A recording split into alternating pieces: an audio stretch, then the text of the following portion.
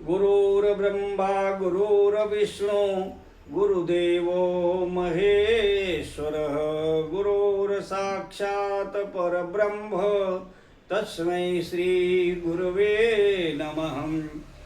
भक्तजनों, मेरा नाम ब्रजभूषण आर उपाध्याय, ज्योतिषाचार्य, यज्ञाचार्य, वास्तुशास्त्र विशेषज्ञ।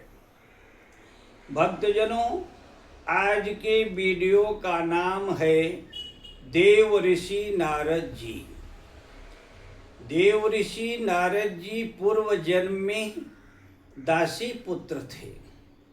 जब 5 वर्ष के हुए तो पिताजी का देहांत हो गया। माताजी का कोई परमानेंट नौकरी नहीं, घरों में काम करके अपना और पुत्र का जीवन चलाती थी। कुछ दिनों के बाद चतुर्मास आया तो उस नगर में संत पधारे। उस नगर का जो राजा था बड़ा धर्मात्मा था। 10-12 संत चतुर्मास के लिए निकले थे। राजा ने हाथ जोड़ के प्रार्थना किया संतों से कि हमारे नगर में रुक करके आप चतुर्मास कीजिए, हमारी प्रजा को भी भगवान का सत्संग सुनने को मिले। राजा की नम्रता, विनम्रता, सस्ता, सरलता देखकर संत लोग मान गए और चतुर्मास करने का निर्णय ले लिया। और जो विधवा माता थी उन्हें उनकी ड्यूटी 4 महीने का पंडाल में झाड़ू लगाना, पानी छिटकना और आने वाले भक्तों के बैठने की व्यवस्था करना। दोनों टाइम भोजन मिले, पगार भी मिलता था, भोजन मिलता था, सब व्यवस्था 4 महीने के लिए हो गया। बालक भी साथ में था। सुबह में संत लोग जप, ध्यान, भजन, कीर्तन करते थे, शाम को सत्संग होता था। 4 महीने लगातार बालक को रोज संत का दर्शन, सत्संग मिलता था। उसकी श्रद्धा भक्ति देख करके संतों ने गुरु मंत्र दे दिया, माला भी दे दिया और वो बालक बड़ी श्रद्धा से दिया हुआ गुरु का मंत्र भी जप करने लगा। चतुर्मास पूरा हुआ, संत लोग जाने लगे। वो बालक भी जिद करने लगा कि मैं भी आप लोगों के साथ चलूंगा। संतों ने कहा जब तक माताजी आपकी जीवित हैं तब तक आप घर छोड़कर मत जाओ, जो मंत्र मिला है उसका जप करो। बालक मान गया। ये 4 महीने जो सत्संग की सेवा मिली थी, इसके बाद माता जी को गौशाले में सेवा मिल गई। गाय को चारा डालना, गोबर उठाना, ये सब सेवा मिल गया। जब ये बालक 6 साल का हुआ तो एक बार चारा लेने के लिए माता जी गई और सांप ने काट लिया और बालक की माता का देहांत हो गया। अभी बालक स्वतंत्र हो गया। गुरु मंत्र तो पहले मिल चुका था। घर छोड़ के निकल गया। थोड़ी दूर गया तो वहां नदी था, पीपल का पेड़ था, वहां बैठ के जप करने लगा। आकाशवाणी होती है, पुत्र इस जन्म में नहीं, अगले जन्म में आप ब्रह्मा के मानस पुत्र होंगे और आपका नाम होगा देव ऋषि नारद। शरीर छूटने के बाद वही बालक विधवा दासी का पुत्र, ब्रह्मा के मानस पुत्र देव ऋषि नारद जी हुए। नारद जी को देवता भी मानते हैं, मनुष्य भी मानते हैं, राक्षस भी मानते हैं, गंधर्व भी मानते हैं। कभी कभी भगवान कृष्ण भी नारद जी से सलाह लेते हैं। पूर्व जन्म का जीवन कैसा था?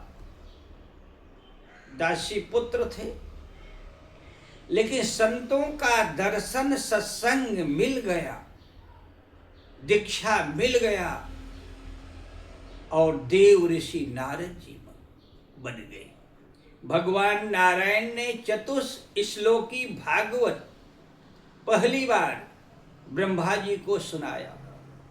ब्रह्मा जी ने अपने मानस पुत्र नारद जी को सुनाया। एक बार नारद जी व्यास जी के आश्रम में पधारे। व्यास जी बड़े उदास थे और नारद जी व्यास जी की उदास होने का कारण जान लिए। बोले, व्यास जी, आप जो है भगवान राम और भगवान कृष्ण अवतार लेकर आते हैं, उनकी लीलाओं का वर्णन कीजिए, ऐसा ग्रंथ बनाइए लोगों को भक्ति रस मिले। आप उदास हैं, आपकी उदासता दूर करने का यही उपाय है। व्यास जी ध्यान में जाते, भगवान की लीलाओं को देखते और ध्यान से बाहर आकर लिखते थे। व्यास जी सोचते हैं इसमें बहुत समय लग जाएगा। उन्होंने पार्वती नंदन को याद किया। गणेश जी पधारे, बोले, सत्यवती नंदन, हमें किस लिए याद किया? व्यास जी हाथ जोड़कर गणपति जी से प्रार्थना करते हैं, प्रभु, मैं भगवान राम और कृष्ण के अवतारों की लीलाओं को ध्यान में जाकर के बोलेंगे, आप लिखने का काम करें। गणेश जी ने स्वीकार कर लिया और नारद जी ने चतुश्लोकी भागवत व्यास जी को सुनाया। वो 4 श्लोकों में है भागवत, चतुश्लोकी भागवत। और व्यास जी ने 18,000 श्लोकों का श्रीमद् भागवत महापुराण 1 सप्ताह में तैयार हो गया।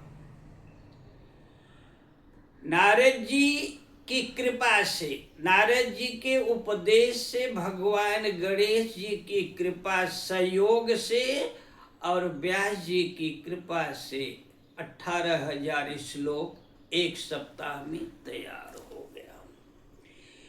देव ऋषि नारद बने संतों का दर्शन सत्संग से। एक बार कुछ भक्त लोग तुलसीदास जी के पास गए। बोलते हैं, दुनिया में सुखी कौन है?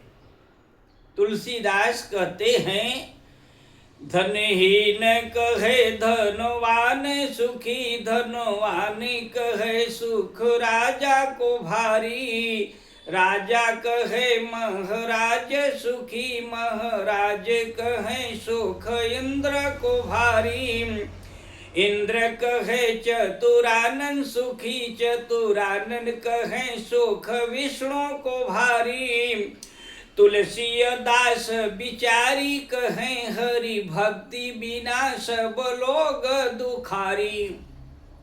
धनहीन कहता है धनवान सुखी है, धनवान कहते हैं राजा सुखी है, राजा कहते हैं महाराज सुखी है, महाराज कहते हैं इंद्र सुखी है, इंद्र कहते हैं ब्रह्मा जी सुखी है, ब्रह्मा जी कहते हैं विष्णु जी सुखी हैं, तुलसीदास कहते हैं हरि भक्त बिना सब लोग दुखारी, बिगर भगवान की भक्ति का सभी लोग दुखी हैं।